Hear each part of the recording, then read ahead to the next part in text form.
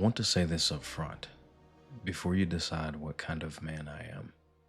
I didn't know what she was when I first met her.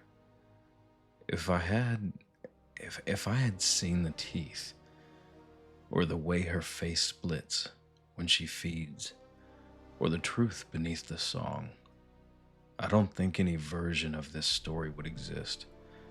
I would have run or drowned or done anything except fall in love. But I didn't see that part of her. I only saw Illyria, and that's how this all began. I've always been the quiet one in my group of friends. Not shy, just observant. The kind of guy who listens more than he talks, who notices how the wind moves through trees or how water changes color depending on the depth beneath it. I've always felt more comfortable in nature than in crowds, like the world makes more sense when humans stop interfering with it. That's why the trip was my idea. Stillwater Cove sits a few hours off the main highway, past the kind of towns that don't bother updating their signage anymore. It's a stretch of coastline that never quite made it into travel blogs. Rocky cliffs, cold water, and fog that rolls in even on warm days. The locals don't swim there. They fish, sometimes. They drink. They leave before sunset, which of course made it perfect. There were 4 of us on that trip.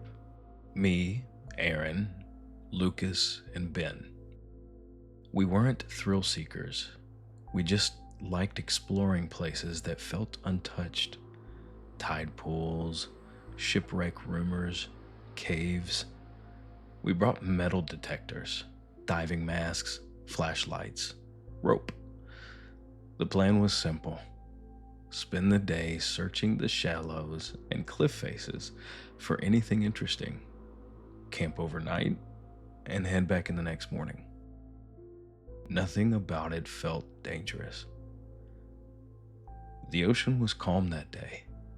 Too calm, in hindsight. The surface barely moved, like glass stretched tight across something deep and patient. The air smelled clean, almost sharp, and the fog never quite lifted, even as the sun climbed higher. We split up after lunch. That part still makes my stomach tighten. Aaron and Ben went east along the cliffs, where the rocks jutted out like broken teeth. Lucas headed west to check a cluster of tide pools he'd spotted earlier. I stayed near the center of the cove, scanning the cliff wall with my detector, more interested in the stone formations than anything buried. That's when I saw the cave. It wasn't obvious. Not the way caves usually are. No gaping mouth or dramatic shadows. Just a narrow spot in the cliff face, half hidden by hanging moss and dark streaks of mineral runoff. The opening was low, too low to walk into without ducking, and from a distance, it looked like nothing more than a crack in the rock. But my detector chirped when I passed it. Soft, inconsistent, like interference. I remember hesitating, calling out to the others, getting no response except the ocean breathing against the shore. I told myself I'd just take a quick look, 5 minutes, then I'd rejoin the group. I ducked inside. The temperature dropped immediately. The cave smelled different than the outside air. Damp, yes, but also faintly sweet, like rain on warm stone. The walls were really smooth, worn by water over centuries, and the floor sloped gently downward. My flashlight beam caught something ahead. The cave opened into a wide chamber, its ceiling arching high enough that my light couldn't fully reach it. A pool filled most of the space, perfectly still, reflecting the stone like a mirror.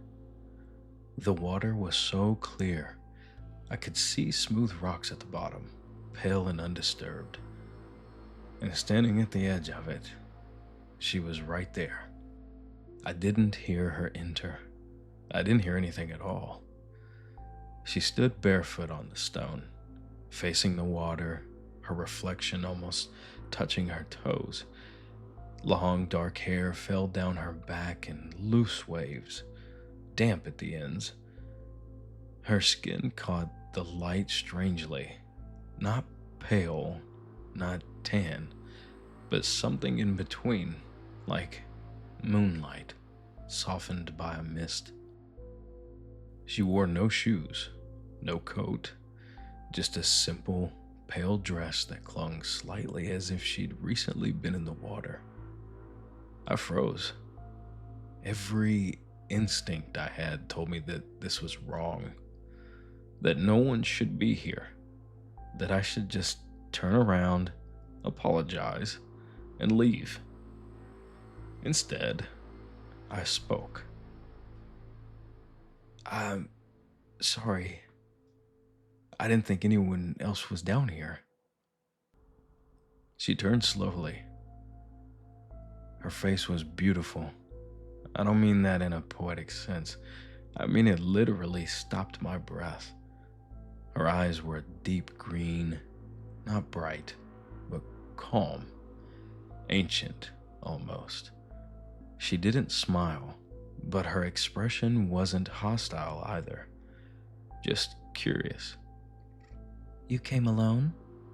she said. Her voice didn't echo the way mine had. It seemed to settle into the cave itself, like it belonged there.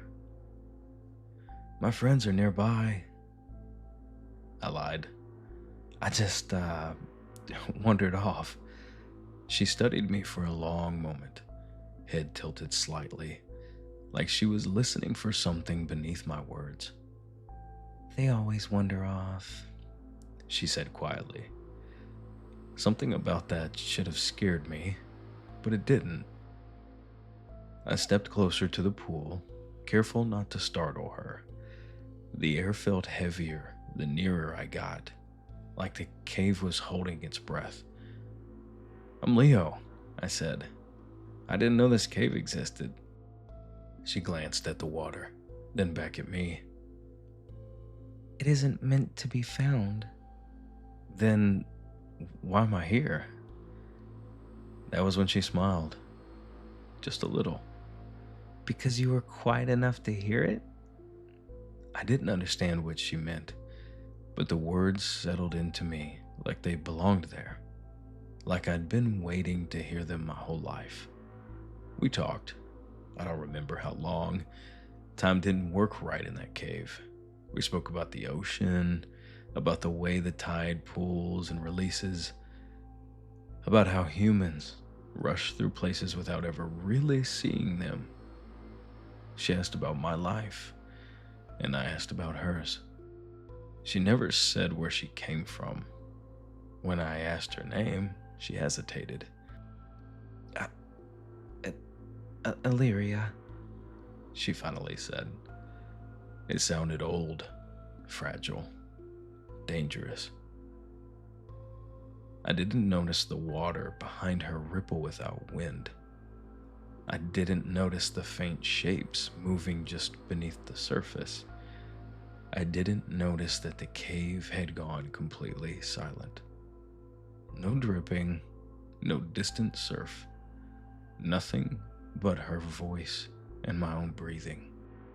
All I noticed was the way she looked at me, like I was something rare. Eventually, a distant shout echoed faintly from outside the cave. Aaron's voice, calling my name. I startled, the spell breaking just enough to remind me where I was.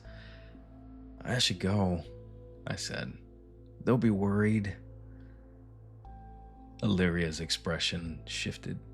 Not anger, not sadness. Hunger. But it passed so quickly, I convinced myself I'd imagined it. You'll come back, she said, not a question. I nodded before I could stop myself. Yes.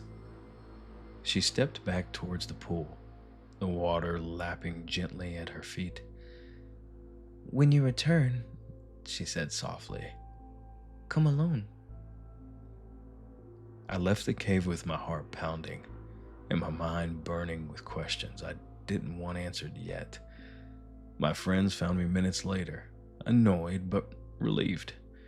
I told them I'd just gotten turned around.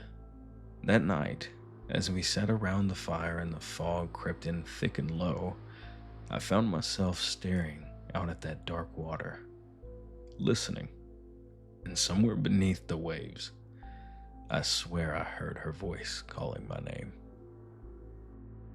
I never saw her the way the stories warn you about. I never saw the split face, the reptile anger, the mouth that opens too wide.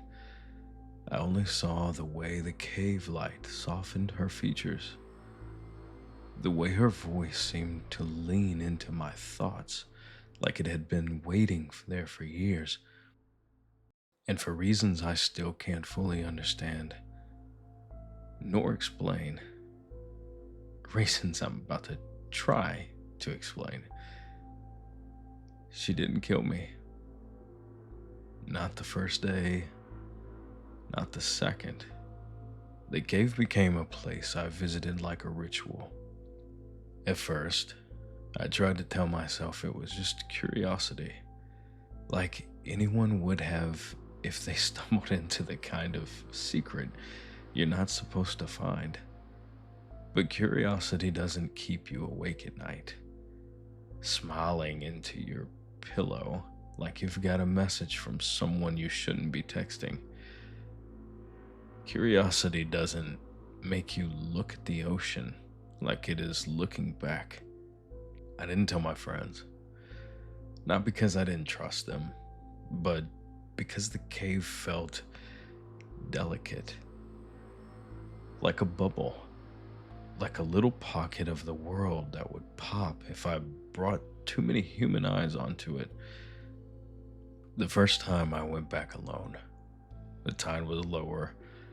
I had to step over slick stones and broken shells, and the wet sand that sucked up my shoes like it wanted to keep them. I brought offerings, not like ritual offerings. I wasn't doing candles and chants. I brought what felt normal. A peach, a bottle of fresh water, a little pouch of sea salt. I bought at a souvenir shop because it made me laugh that they tried to sell ocean back to people.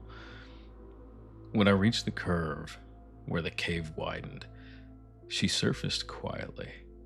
No splash, no dramatic reveal. Just there. It's hard to explain without sounding like I'm exaggerating, but the air changed when she arrived. Like the cave warmed by a few degrees, like the world leaned a little closer. Her eyes tracked the things in my hands.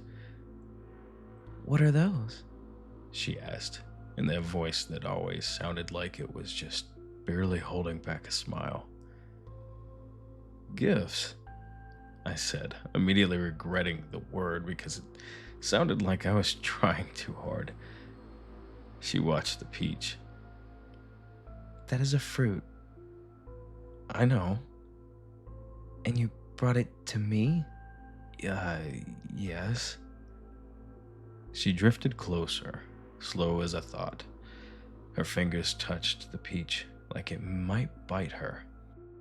She rolled it in her palm, then pressed it lightly to her lips. Her expression changed.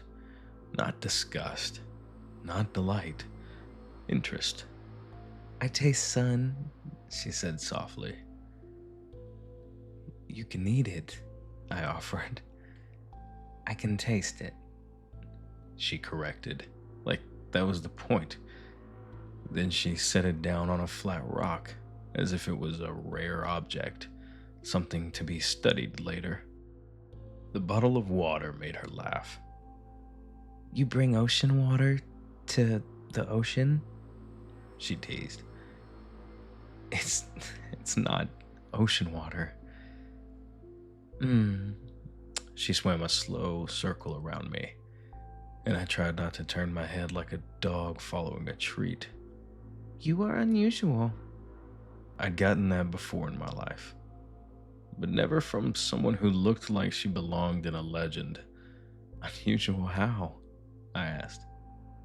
She paused, tilted her head, like she was listening to a sound I couldn't hear. You are quiet inside, She said. most men are loud. I didn't know what to do with that. I didn't know whether it was a compliment or a warning. So I did the only thing I could. I told her the truth. I like the ocean, I said. I like being near it. It makes my brain stop talking so much. She studied me a long moment. Then she sank beneath the water without another word. And I should have taken that as dismissal. But then her hand came up again, pale fingers breaking the surface, and she slid something across the rock toward me. A shell. Not just any shell. A spiral shell the size of my palm, smooth like it had been polished by time. I picked it up, and it was warmer than it should have been. I looked up, and Illyria was watching me with that half smile again, and I felt something inside my chest shift, like a lock clicking open. Days turned into weeks. I learned her patterns, the tides, the hours when the cave was safe to enter, the places where the rock was sharp enough to cut you if you weren't careful. And she taught me. She asked questions in a way that felt almost innocent. What is your pack? She asked once, when I mentioned my friends. My friends, I said. People I spend my time with. Why? She asked, genuinely curious. Because we're social animals? I almost said. Because loneliness hurts? But the real answer was smaller. Because they make my life feel less heavy, I said. She considered that like it was a new flavor. She asked about music, about movies, about why humans built houses instead of burrowing into cliffs, about why we made rules and then broke them. And I asked her questions too. Where did you come from? How old are you? How far can you swim? She avoided some of them, answered others in a way that made my imagination do the heavy lifting. There are places below, she once said, looking down into the dark water like it was a window. Places the light cannot reach. Old places. Are there more like you? I asked carefully. Illyria's gaze stayed fixed on the depths. There are things, she said. But not like me. That should have been my first real warning. Not that she was alone. Plenty of creatures live solitary lives. It was the way she said it. Things. Like she was leaving a door closed on purpose. It was on a foggy morning, one of those days when the sea and sky blur into the same gray, that she finally told me. She didn't do it dramatically. There was no roar of thunder, no wave crashing for emphasis. She simply said it like admitting a preference. I feed on men, Illyria murmured. We were sitting at the edge of the pool inside the cave. I was sitting on a rock, and she floated in the water, with her hair drifting around her like ink. I remember blinking, like my brain didn't immediately accept the sentence. Feed, I repeated. Yes. I swallowed. Like, like fish? Her lips curved slightly. Not fish. My skin went cold. I wanted to laugh it off. I wanted to pretend it was a joke that didn't land. But her eyes didn't change. No humor. No cruelty. Just fact. I thought... My voice failed. I tried again. I thought you didn't. I did not feed on you, She said. That is true. Why? The question slipped out before I could stop it. Illyria drifted closer.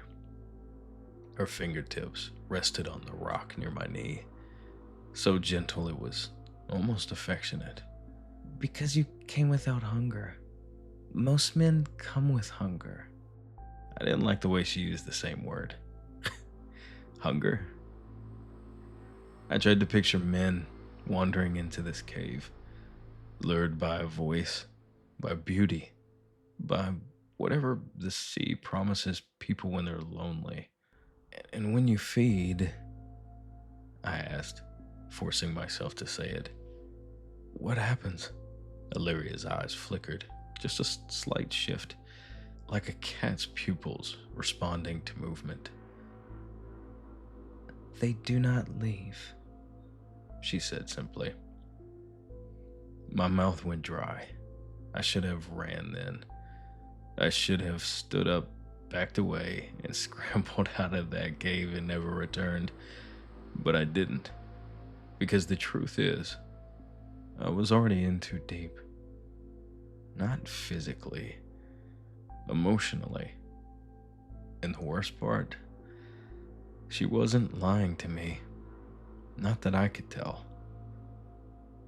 There was something almost respectful about her honesty. Like she decided I deserved to know what she was. What about the stories? I asked quietly. The sirens, the monsters? Illyria's expression tightened at the word monster, but she didn't snap. Your kind writes stories to feel safe. Stories make cages. Names make cages. I stared at her, heart pounding. Illyria, I said, this is wrong. She looked at me like I'd said the sky was wrong. It is what I am. My hands trembled. I curled them into fists to hide it. And if I stop coming here? I asked. There was a pause. A long, quiet pause. Then, You would leave, she said, like it was testing the idea. and I would remain hungry. The way she said hungry, soft, almost intimate, made me feel like I'd been handed a responsibility I'd never asked for. And somehow, I didn't put it down. The first man I brought her was someone I told myself deserved it. That's the part that's easiest to say out loud because it's the part that sounds like a villain origin story. Like I'm trying to make myself look less guilty by pretending I had standards. But standards don't change what you've done. Here's how it started. There was a guy in our town who everyone knew about. The kind of guy who drank too much and got handsy, who always had a misunderstanding behind him like a tail. No one ever had enough proof. No one ever had enough courage. No one ever had enough anything to make him stop. And I remember thinking, after one of Illyria's visits, after hearing her confession, What if the ocean could take him? Not arrest him, not fine him and slap his wrist. Take him, swallow him, erase him. That thought should have horrified me. Instead, it felt like relief, like some sort of justice. You know, nature cleaning itself. I didn't tell myself I was feeding a predator. I told myself I was helping the world. And that's how it starts, right? You wrap it in a ribbon of morality so it feels like a gift. I ran into him at a bar near the docks. The kind of place that smelled like fryer oil and old secrets. He was there, loud, leaning too close to a woman who kept shifting away. I watched and waited until she found an excuse to leave. Then I approached him like I was just being friendly. "Hey," I said, easy smile. "You ever go exploring out by the cliffs?" He looked me up and down like I was a weird sales pitch. "Why?"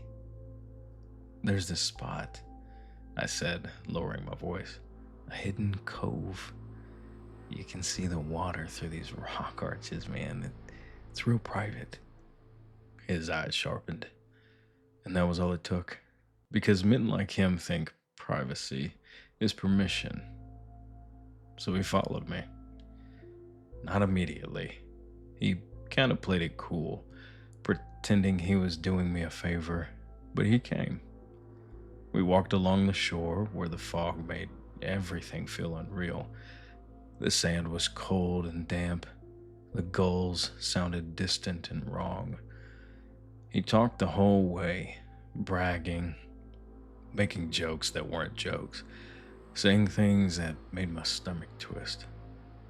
And I kept nodding, like I wasn't planning to hand him to something ancient. When we reached the cave entrance, the tide was low enough, and he hesitated. "What's in there?" he asked.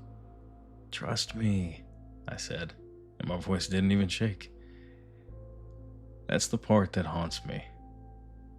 How easy it was to lie once I decided my lie was for a reason. Inside the cave, the air thickened, the pool shimmered, and Illyria rose.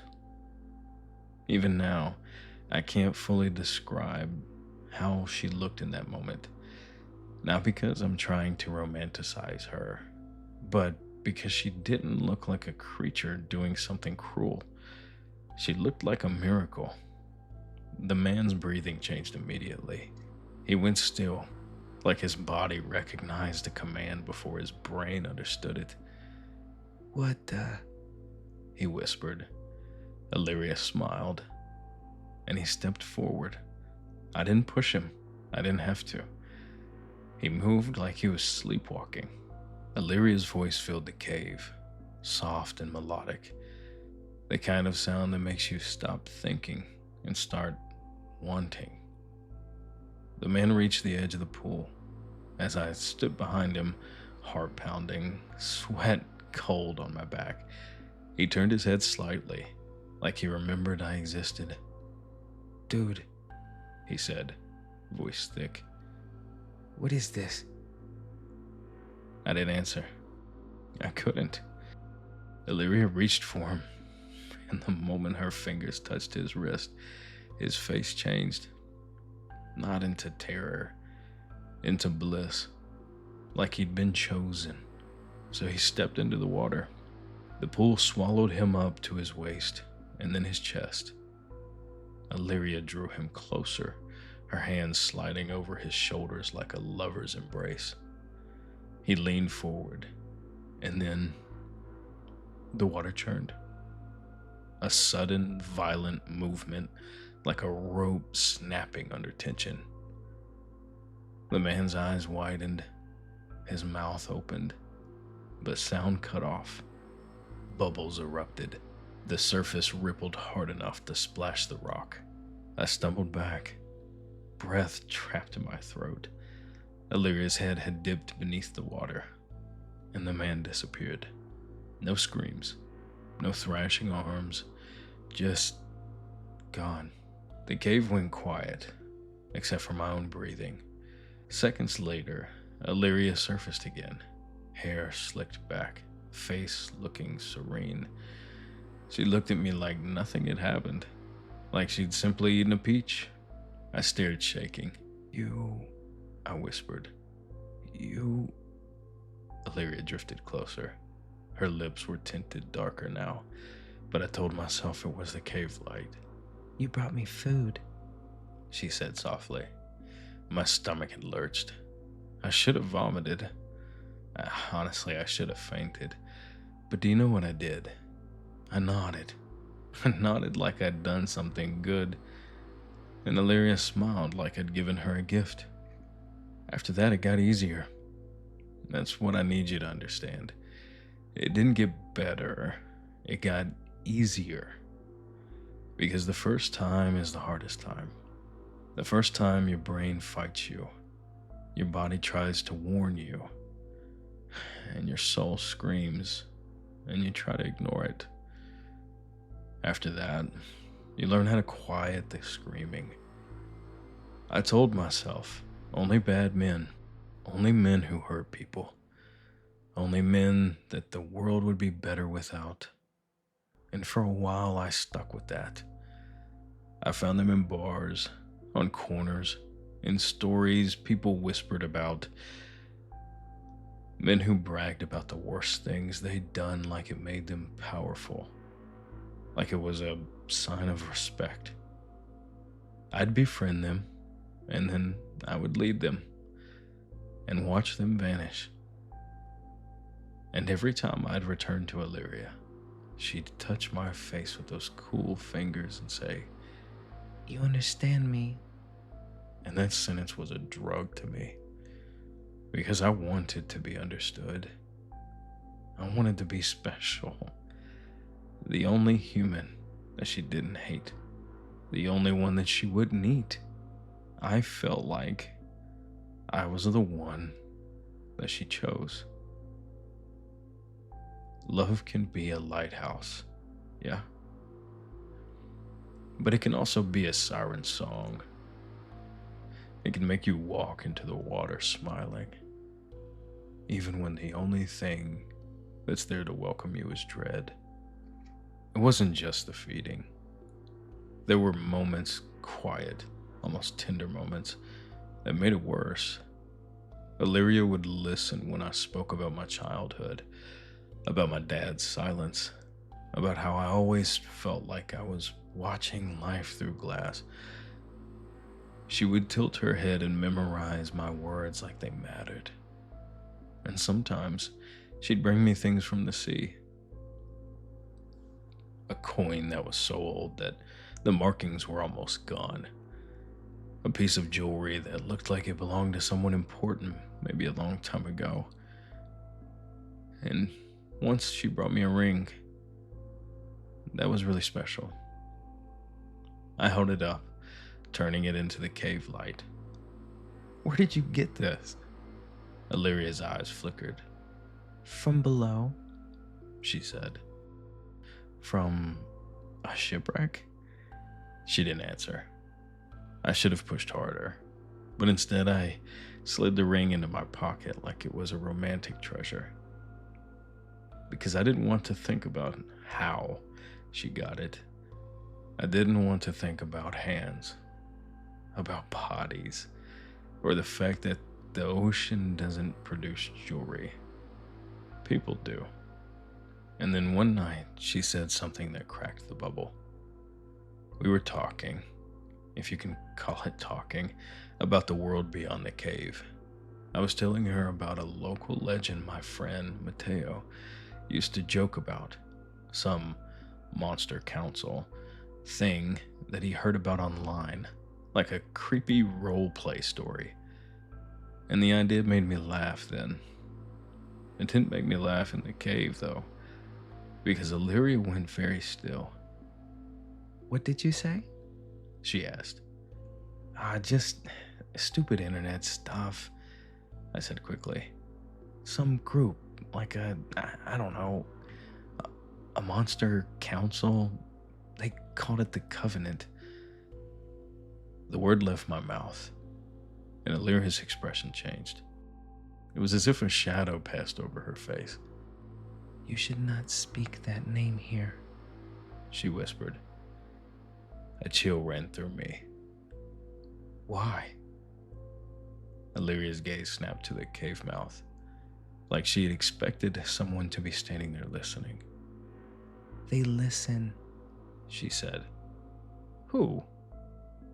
The Covenant, she breathed. They make deals. They make rules. I tried to smile, but it came out wrong. Illyria, that's not real. Her eyes locked onto mine, sharp, ancient, suddenly less human.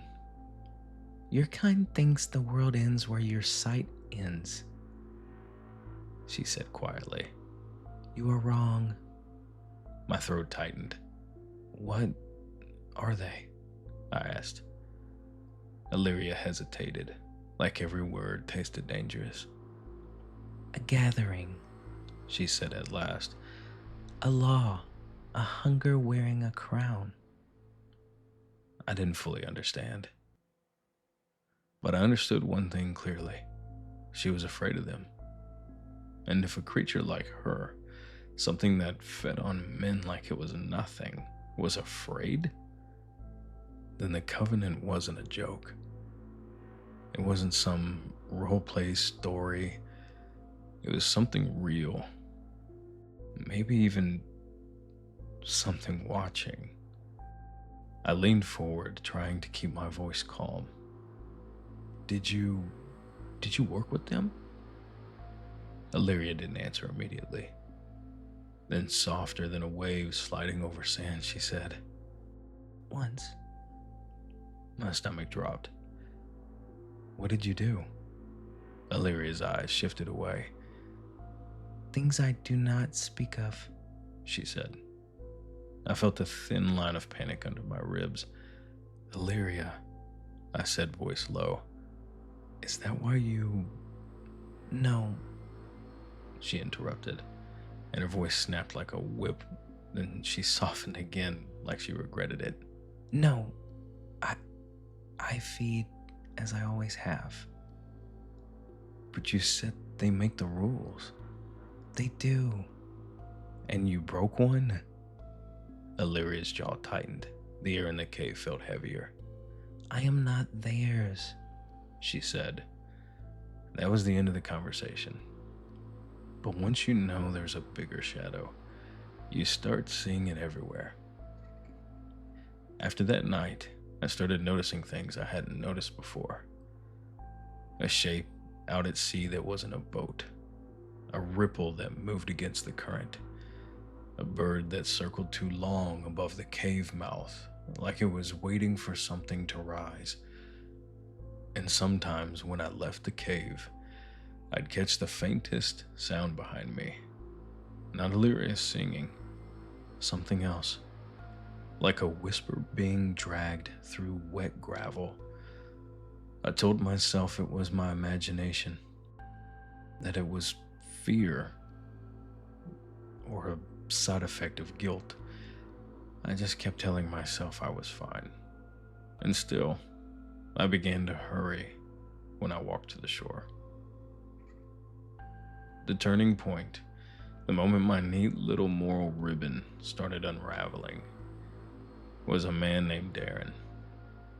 He wasn't bad in the obvious way.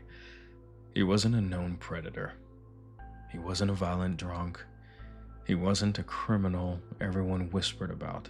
He was just a guy at the dock who talked too much and laughed too loud and asked me if I wanted to join him and a few others on a late night walk along the shore because the stars are insane tonight. I should have said no, smiled politely, and left. But Illyria had been hungry, and I'd felt the tension in her voice the last time I'd visited. The way she moved faster in the water, The way her eyes tracked my throat when I spoke, like she was measuring. And I told myself, one more, just one more. Darren came with me easily because he trusted me, because I'd smiled at him, because I'd acted like a friendly stranger.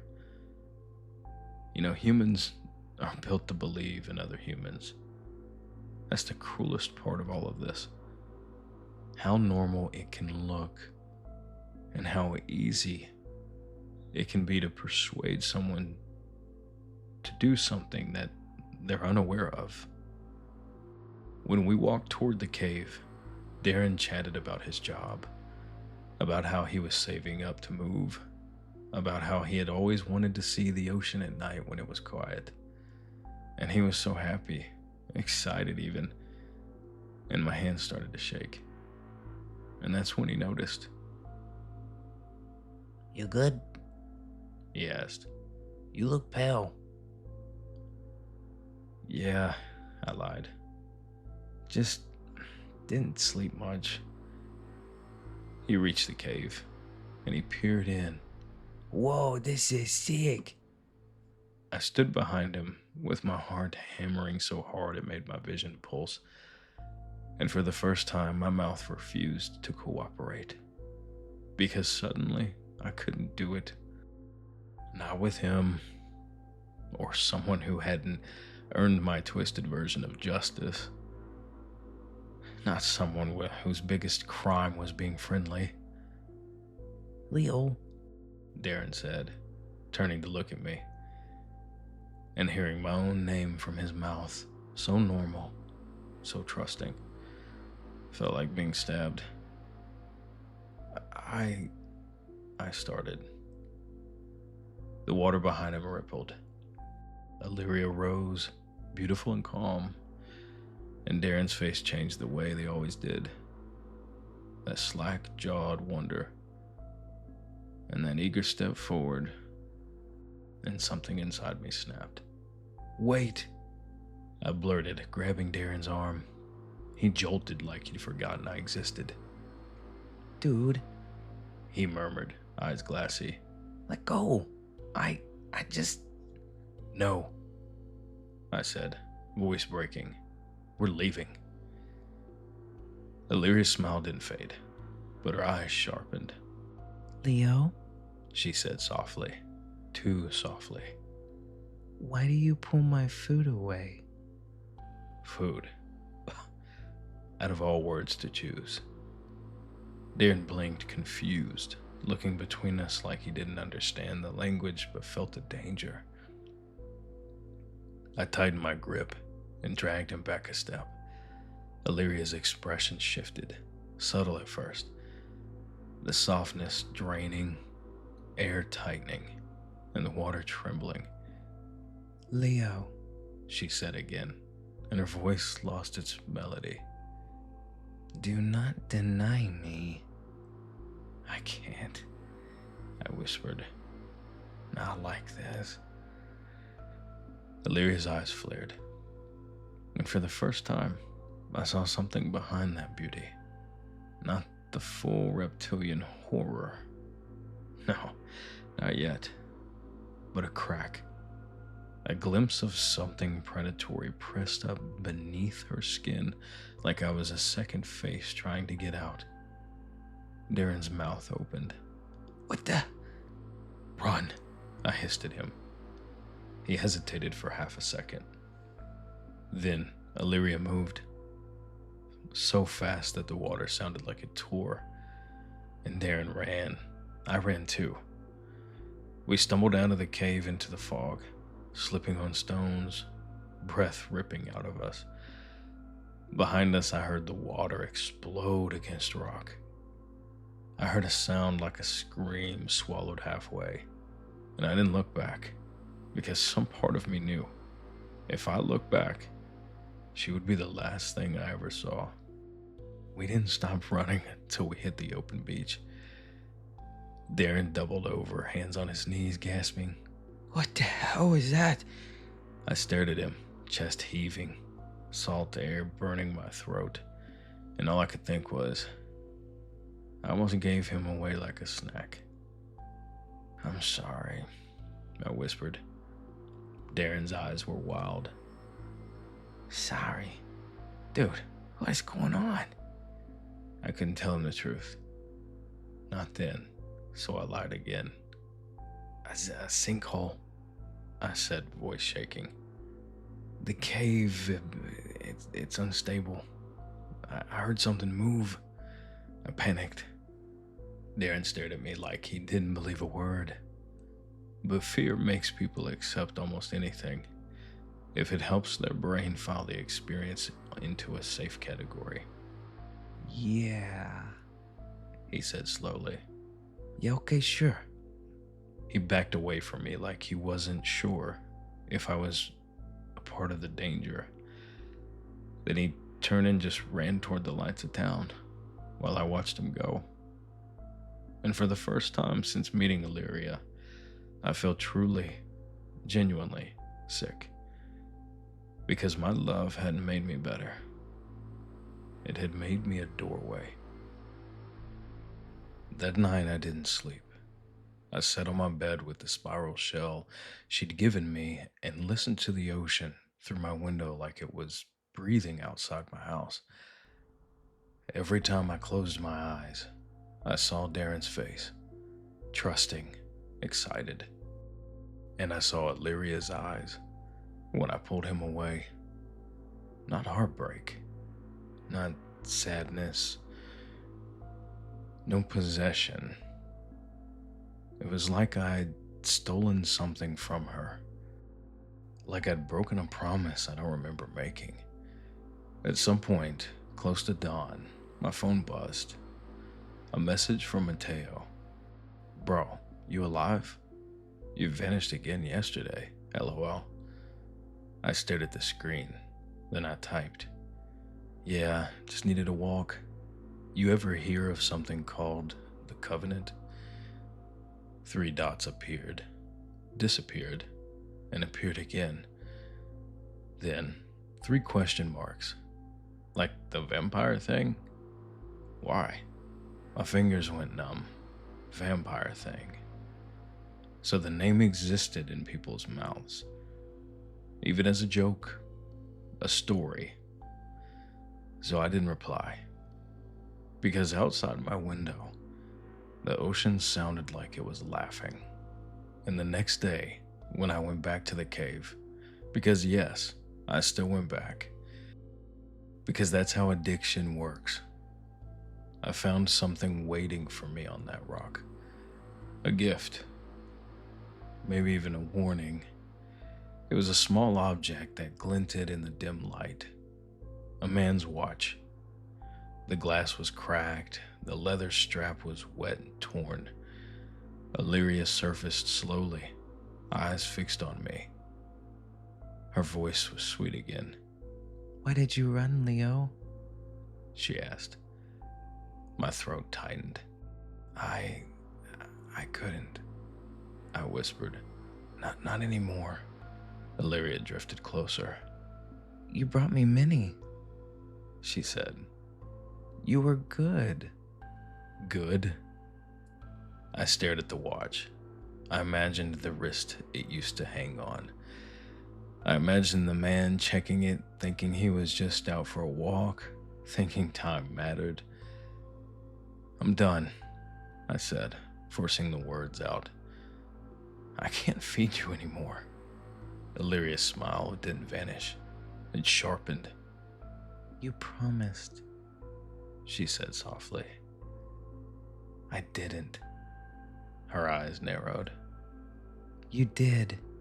Every time you returned, every time you brought me sun fruit and salt and men. I shook my head, panic rising. That's not a promise. That's me being stupid. Illyria's gaze flickered, and for a second, just for a second, the cave felt smaller. The darkness felt deeper, and the water looked like it was holding its breath. You are mine. Illyria said. The words weren't romantic. They were ownership. No, I'm not. Not anymore. The water rippled hard. Illyria's face shifted, just a fraction, but the skin around her mouth tightened, as if something underneath was trying to stretch it wider than it should go. And in that moment, I realized I had never been spared because she loved me. I had been spared because she wanted me, because I was useful, because I was a bridge. And bridges don't get to decide when they stop being crossed. There's a moment right before something terrible happens where the world seems to hesitate, like it's giving you one last chance. I didn't take it. When I told Illyria I wouldn't bring her any more men, the cave didn't explode into violence the way you'd expect from the stories like this. No sudden attack, no snapping jaws, no cinematic lunge. Instead, she went very, very still. The water around her stopped moving. Even the faint drip of moisture from the cave ceiling seemed to pause, as if the stone itself was listening. You do not mean that, she said. Her voice wasn't raised. It wasn't sharp, like the calm you hear in someone who's already decided what they're going to do and is just humoring you until they can begin. I do, I said quietly. My legs felt weak, but I stayed where I was. Running now, inside the cave this close to her, felt pointless. Illyria drifted closer, the water barely rippling around her shoulders. She reached up and rested her hands on the rock beside me, close enough that I could feel the cold radiating from her skin. Leo, she said softly. Do you know what happens to creatures who stop feeding? I swallowed. They, starve? Yes. Her eyes searched my face, not lovingly anymore, but analytically, like she was studying the structure of something before deciding how to break it. And do you know what starving creatures do? My mouth went dry. They become desperate. Illyria smiled faintly. They become honest. Her fingers brushed my wrist. I flinched before I could stop myself. The contact was brief, but it was enough. Enough for something to slip. I can't explain it better than that. The moment her skin touched mine, my thoughts wavered, like a radio signal slipping out of tune. Images that weren't mine brushed the edges of my mind. Dark water, pressure, teeth sinking into muscle, the warmth of blood blooming in cold currents.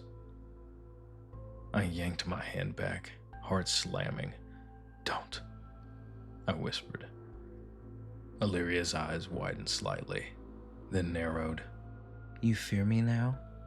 I should have feared you before. That did it. The air changed.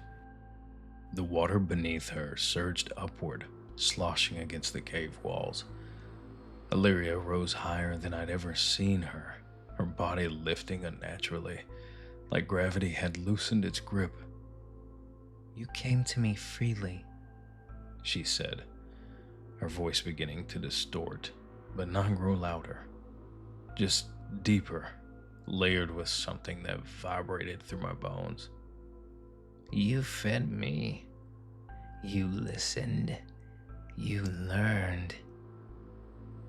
Her mouth curved, not into a smile, but into a stretch that pulled the corners a little too far back. You do not get to abandon me. The skin along her jaw tightened. I saw it then. Not fully, but enough. The delicate human curve of her face shifted, just a fraction. Her cheekbones sharpened. The line of her mouth pulled wider and wider, like something beneath was pressing outward, testing the seams. I stumbled backward. "Illyria, please." She moved, and this time there was no beauty in it. The water exploded upward as she lunged, hands slamming onto the rock where I'd been standing seconds before. Stone cracked under the impact. I ran. I don't remember how I got out of that cave. I don't remember hitting sand or rock or water with my feet. I just remember the cold air tearing into my lungs and the sound of something moving behind me, fast.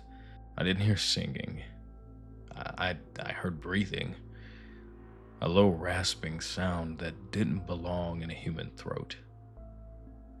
I sprinted along the shoreline, slipping, barely catching myself as I went. The fog closed in, thick enough that the world shrank to a few feet in every direction. Behind me, a splash, then another, closer. I glanced back once, and that was my mistake.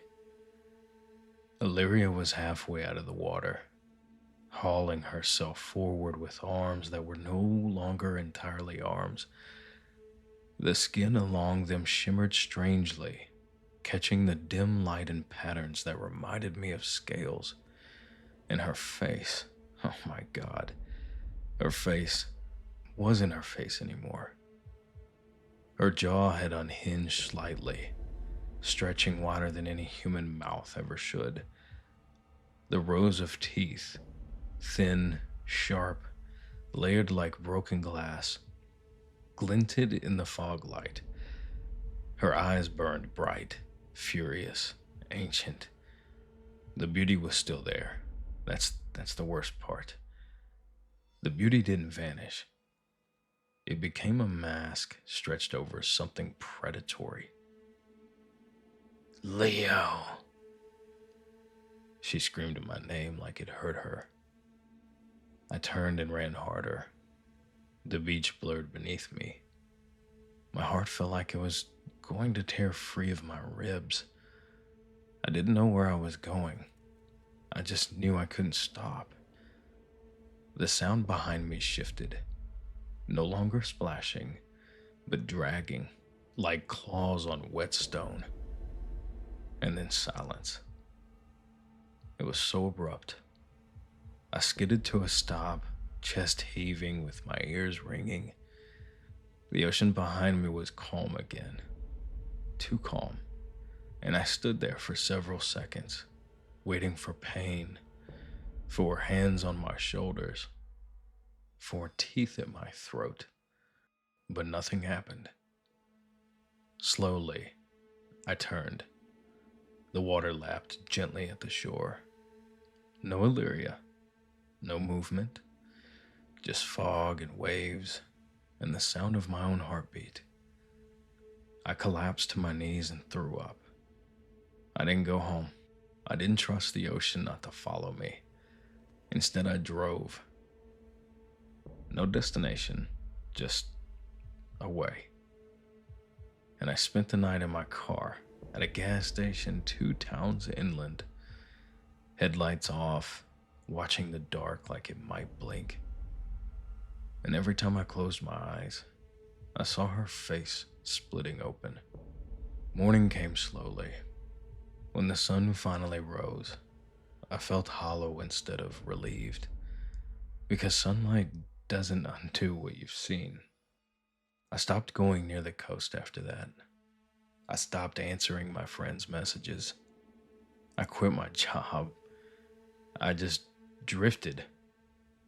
Because how do you go back to a normal life when you know monsters like that exist? Months passed. The guilt didn't fade. It fermented. Every missing person report felt like a weight added to my chest. Every news story about unexplained drownings made my hands shake. I knew what she was doing, and she didn't need me anymore. If anything, I had taught her much more about humans than she already knew. And that thought made me feel worse than the killings themselves. One night around 3 in the morning, I woke up choking on the smell of salt. My apartment window was closed, but the air tasted like sea. I sat up slowly, heart pounding, and that's when I heard it. Not singing, knocking, soft and deliberate. 3 taps. I didn't move, and then there were 3 more knocks. I stayed frozen, staring at the dark hallway like it might save me. Then a voice, muffled by the door, but familiar. Leo, I know you're in there. I didn't answer. I'm not angry. That was a lie. I could hear it now. The distortion beneath her voice, that subtle little echo. You ran because you were afraid. That is understandable. Open the door. I shook my head, even though she couldn't see me. I will not hurt you. I laughed, a short, broken sound that came out wrong. The doorknob twitched, just slightly, like she was testing it. I have been patient. I have been kind. My phone buzzed beside me on the nightstand. I glanced down without taking my eyes off the hallway. An unknown number. But when the screen lit up, there was a single message. Leave. Now. My heart slammed. Another knock hit the door harder this time. Who is that? The lights flickered, and my phone buzzed again. She cannot cross salt willingly. You were warned once. This is the second. My eyes snapped to the small bowl on my kitchen counter. The stupid souvenir sea salt I'd brought for Illyria months ago and never thrown away. My hands moved on instinct.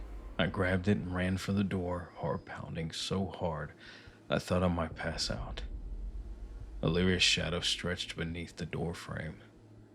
Leo, she snarled. I flung the salt in a wide arc across the threshold. The reaction was immediate. A sound ripped from her throat. Not a scream, like a shriek, layered with something animal and furious. The shadow recoiled. The doorknob rattled violently and then stopped. Silence fell like a dropped curtain. And I'll be honest, I stood there shaking for a long time. But then my phone buzzed once more. We need to talk. You are involved now. I slid down the wall and stared at the floor, because somehow, that night scared me more than her teeth ever did. I didn't go to the coffee shop because I wanted caffeine. I went because it was public. I told the unknown number that this was the only place that I would meet. It's bright, loud, full of witnesses, windows, and exits. The kind of place monsters are supposed to avoid. Or at least, the kind of place they're supposed to behave. I picked it because if Illyria came for me again, I wanted people around. I wanted noise. Or at least, maybe the illusion of some safety. The place smelled like burnt espresso and sugar.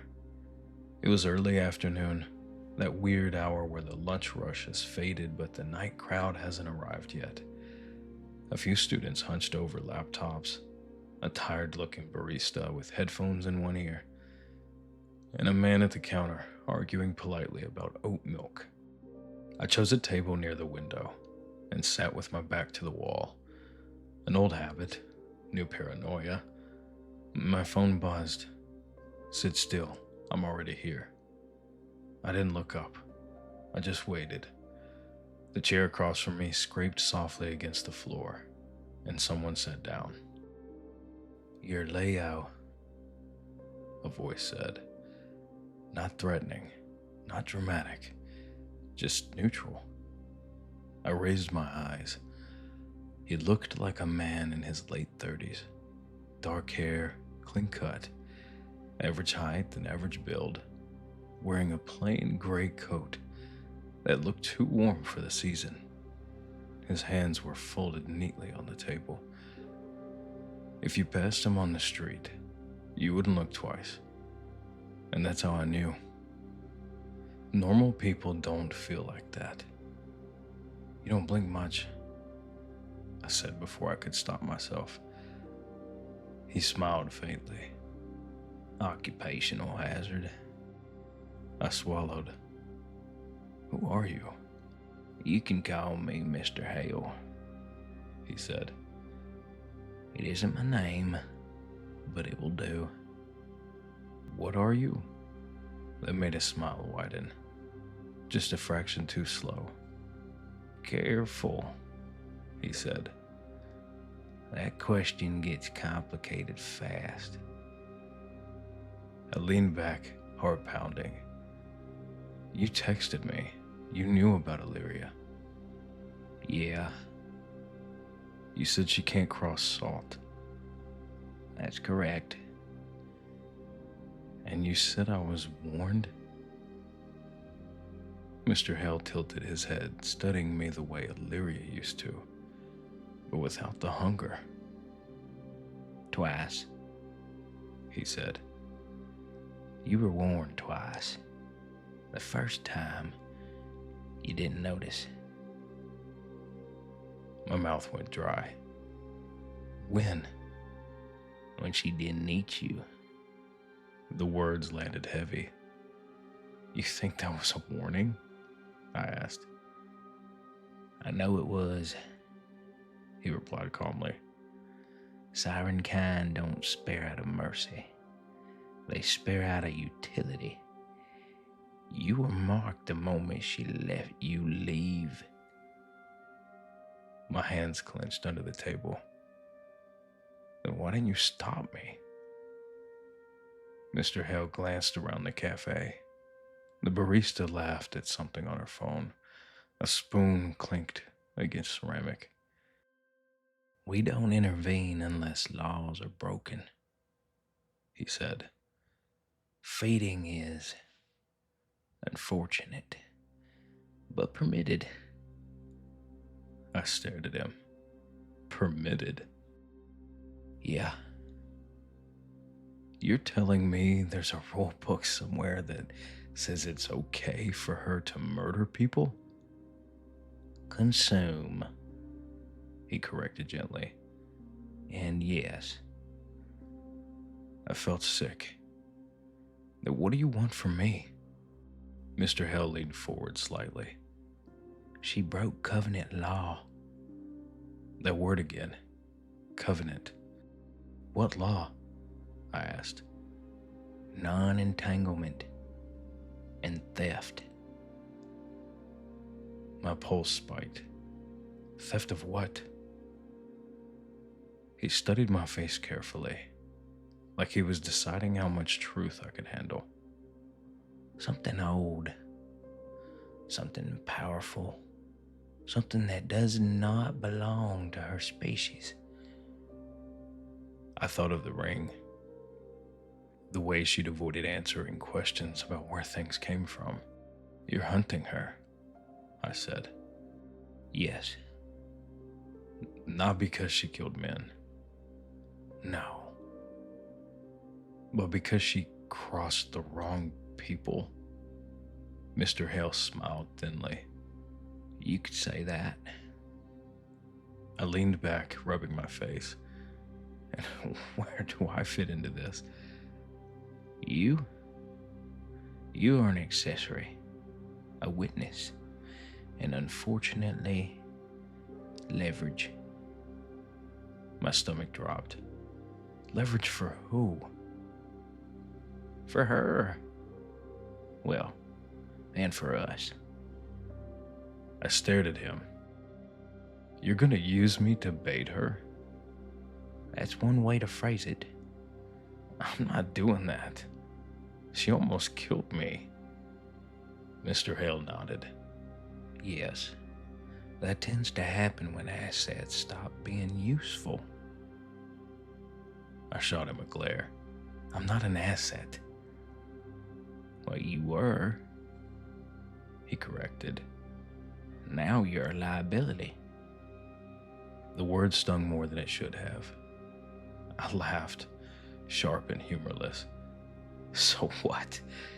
You expect me to just help you hunt someone I loved? Mr. Hell didn't answer right away. Instead, he did something strange. He reached into his coat and placed something on the table between us. A photograph, old and slightly yellowed. I picked it up with trembling fingers. It showed a shoreline, different from Stillwater Cove, but similar enough to make my chest tighten. Standing at the water's edge was a woman. Beautiful, familiar, Illyria. And beside her stood a man, a human, just smiling. His name was Thomas, Mr. Hale said quietly. He met her in 1923. He helped her the same way you did. My throat closed. What happened to him? Mr. Hale met my eyes. She fed him to something worse. The cafe noise seemed to fade. What? I whispered. She promised him eternity. Mr. Hale continued. She promised him transformation when the covenant demanded payment for what she stole. She gave them Thomas instead. My hands shook. She loved him, I said weakly.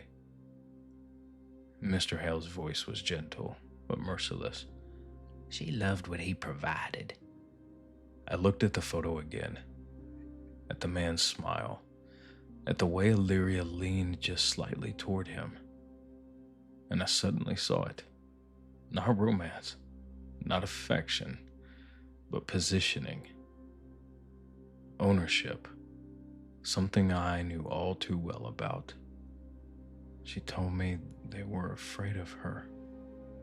Mr. Hale nodded. They are, but fear doesn't mean weakness. Then why hasn't she run? Because she believes she still has you.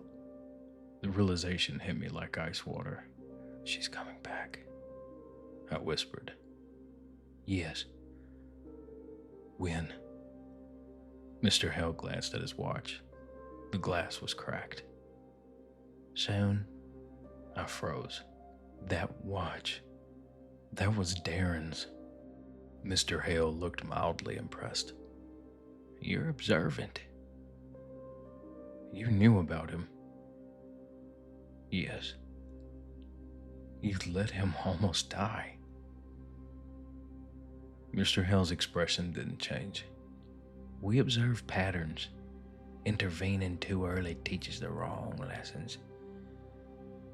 I stood abruptly, chairs scraping loudly. A few people glanced over. I'm done. With her, with you, with all of this. Mr. Hale didn't move. You can walk away. You'll last maybe a month, 2, if you stay inland. My breath came fast. And if I don't? Then you help us. Do what? He looked at me, and for the first time, I saw something non-human flicker behind his eyes. Not hunger. Calculation. You tell your story. I frowned. I already did. No. You tell it properly. What does that mean? Mr. Hale leaned back, finally lifting his untouched coffee, and he stirred it once, then twice. You narrate it, he said. You put it out there, and you let it travel. Cold crept down my spine. You want me to make this public? Exactly. Why? Because monsters listen. And stories are doors, my friend.